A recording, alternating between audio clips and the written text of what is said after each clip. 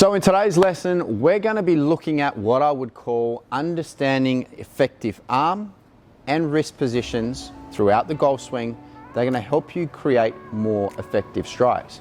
We're then going to give you a simple drill that you can do at home that's going to help you create these feels. So let's understand how the arms and wrists work so that you can hit the ball just that more effectively.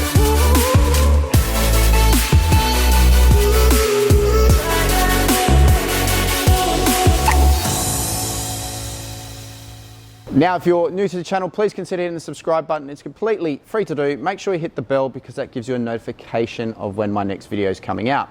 Now, if you want help with your golf swing, you can come see me here in Western Australia at X Golf Balcatta. If you are somewhere else around the world or somewhere else around Australia, you can hit me up through an amazing app called Swing Index. All the information for those locations are down below. So today we're looking at understanding effective arm action as well as effective wrist action in the backswing, transition, and moving down to impact. And then, like I said, I'm going to give you a very simple drill that you can use to help you create better feels.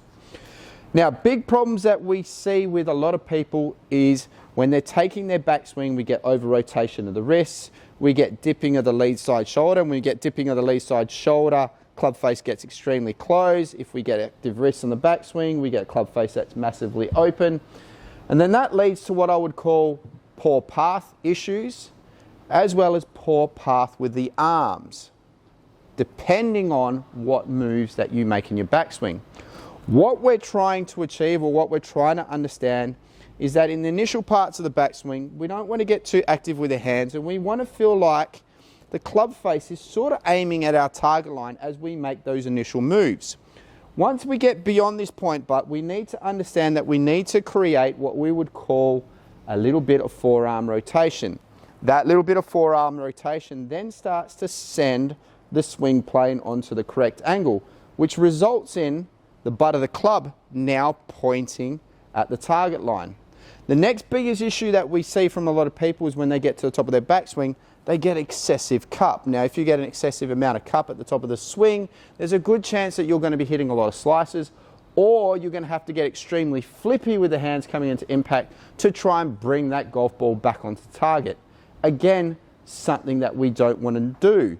We then also need to understand as we're moving down into impact is we need to create what we'd call a flat lead wrist. A flat lead wrist, like I said, leads to what I would call a square club face at the top. But we need to be able to retain those angles moving down in transition.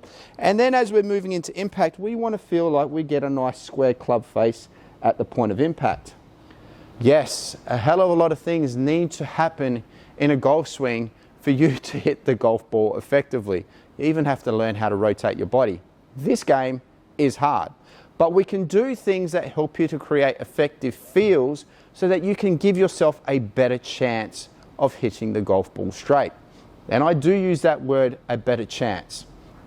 There are so many variables in this game, but if you can start to understand how the arms need to work and how the wrists need to work in the backswing, as well as transition and moving down to impact, you're then going to give yourself the best chance of creating effective feels, which will then implement into your golf game so that you can hit the ball more effectively. So I introduce the dinner plate. What the dinner plate is going to do for you is give you a good visual feedback so then you can create effective feels. I always say to my students, you can't create feels if you can't see. So in seeing, you can create feels. So take your setup and put the dinner plate between your two hands. What you're trying to understand is in the first parts of your golf swing, as we're starting to swing the arms back. Now, if I dip my shoulder down too much, naturally the plate's going to be forcing and staying down towards the ground. If I rotate my hands too much, as you can see, the plate's pointing up to the sky too early. So in the initial parts of the swing, we don't want to do that. What we want to try and feel, or what the feels we're trying to create, is that our elbows stay close together, and in the initial parts of the swing, we're trying to keep that plate as we start to get what I would call when the shaft is parallel to the ground in your normal swing, that the dinner plate here is pointing at the target line. Once you've created that feel, we then need to move to the top of the backswing, and this is when we start to introduce forearm rotation. Now that forearm rotation then will result in the butt of the club pointing at the target line again. We then need to take it up to the top of that backswing, and we want to create what we would call the bowing of the lead wrist sort of feel. That feel there will get the plate pointing up towards the sky. Now for the person who has excessive amount of cup through the lead wrist, you're going to find this quite difficult to do. But with the plate, it's going to teach you how to do it. So let's start again. From the initial point, plate pointing down towards the target line. We then introduce forearm rotation with now the plate pointing a little bit more towards the sky. But if you had a golf club in your hand at this point, it would be pointing at the target line, to then getting to the top of our backswing and adding bow to our lead wrist.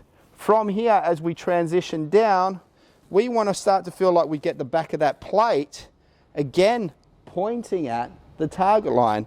And by the time we get to impact, we want the back of that plate pointing towards the target. Now, when you look at this from a face-on perspective, you can also see there that we've worked on the sensation of getting good shaft lean. Right now, the club head would be behind the hands as you're moving down into this point. So it's a really, really good drill that you can implement to create great feels, so that when you pick up your golf club, you can start to implement those feels and start to get more effective strikes. So again, let's just look at that. Set up, plate pointing at the target. Of course, naturally at this position, the plate would be slightly ahead of the club head. From there, take the backswing back. We're trying to keep the back of the plate pointing at the target line. Introduce forearm rotation. Introduce bow of the lead wrist at the top. Again, coming down into what I would call impact zone, getting that plate pointing back at the target line. Rotate the body, get into impact, and have the back of the plate pointing down towards the target. Work on those feels, work on those sensations, then go pick up a golf club and try and implement those feels with a golf club in your hand. Again, set up, plate at the target, forearm rotation, bow of the wrist, plate back at the target line, rotate to impact. Once you've done that a couple of times, relaxed and have a swing.